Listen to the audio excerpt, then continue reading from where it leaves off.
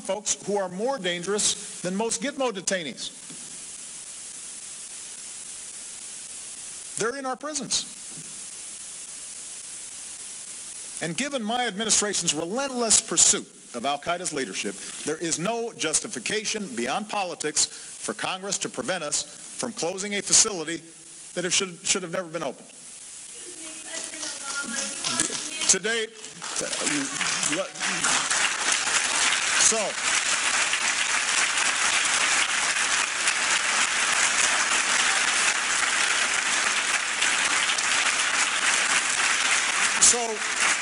let me finish, man. So today, once again, today, I'm about to address it, man, but you got to let me speak. I'm about to address it. Let me address it. Why don't you let me address it, man? Why don't you sit down and I will tell you exactly what I'm going to do. Thank you, ma'am. Thank you. Thank you. Ma'am, thank you. You should let me finish my sentence.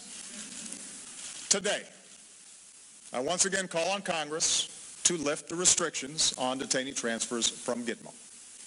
I have asked the Department of Defense to designate a site in the United States where we can hold military commissions. I'm appointing a new senior envoy at the State Department and Defense Department whose sole responsibility will be to achieve the transfer of detainees to third countries. I am lifting the moratorium on detainee transfers to Yemen so we can review them on a case-by-case basis. To the greatest extent possible, we will transfer detainees who have been cleared to go to other countries. Where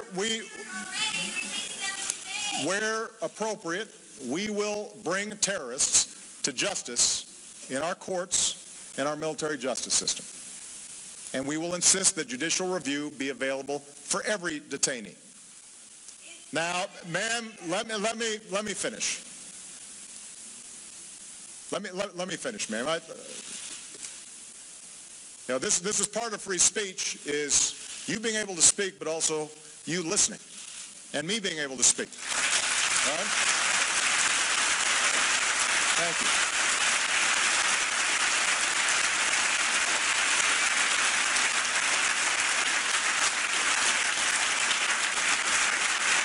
Now, even after we take these steps, one issue will remain, which is how to deal with those Gitmo detainees who we know have participated in dangerous plots or attacks, but who cannot be prosecuted, for example, because the evidence against them has been compromised or is inadmissible in a court of law.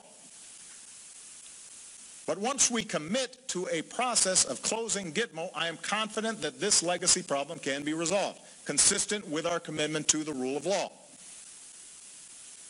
And I know the politics are hard. But history will cast a harsh judgment on this aspect of our fight against terrorism and those of us who fail to end it. Imagine a future, 10 years from now, or 20 years from now, when the United States of America is still holding people who have been charged with no crime on a piece of land that is not part of our country. Look at the current situation, where we are force-feeding detainees who are being held on a hunger strike. I'm willing to cut the young lady who interrupted me some slack, because it's worth being passionate about. Is this who we are? Is that something our founders foresaw? Is that the America we want to leave our children?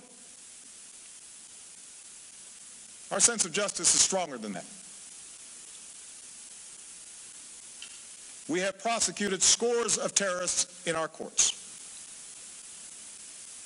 That includes Umar Farouk Abdulmutallab, who tried to blow up an airplane over Detroit, and Faisal Shahzad, who put a car bomb in Times Square. It's in a court of law that we will try Dr. Tsarnaev, who is accused of bombing the Boston Marathon. Richard Reid, the shoe bomber, is, as we speak, serving a life sentence in a maximum security prison here in the United States. In sentencing Reid, Judge William Young told him, "The way we treat you is the measure of our own liberty."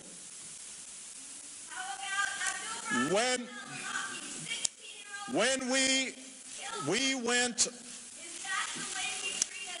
he went on to, we went on,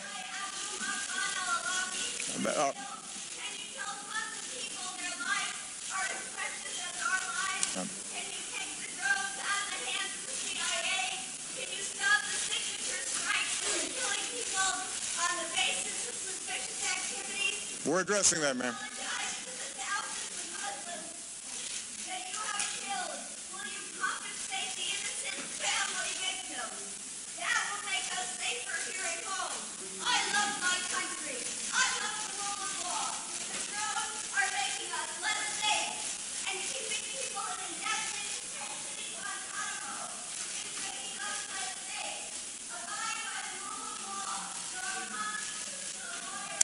You know, I think that and I'm going off script as you might expect here.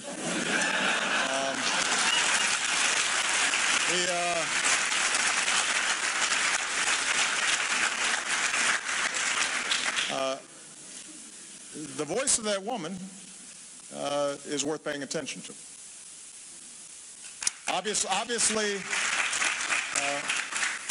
I do not agree with much of what she said. And obviously she wasn't listening to me in much of what I said. But these are tough issues. And the suggestion that we can gloss over them is wrong.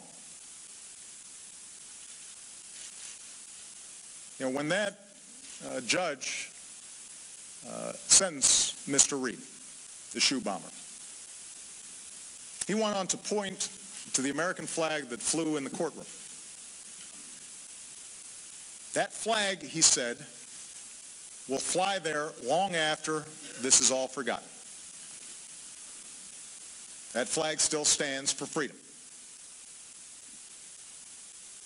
So, America, we face down dangers far greater than Al Qaeda. By staying true to the values of our founding, and by using our constitutional compass, we have overcome slavery and civil war and fascism and communism. In just these last few years as president, I've watched the American people bounce back from painful recession, mass shootings,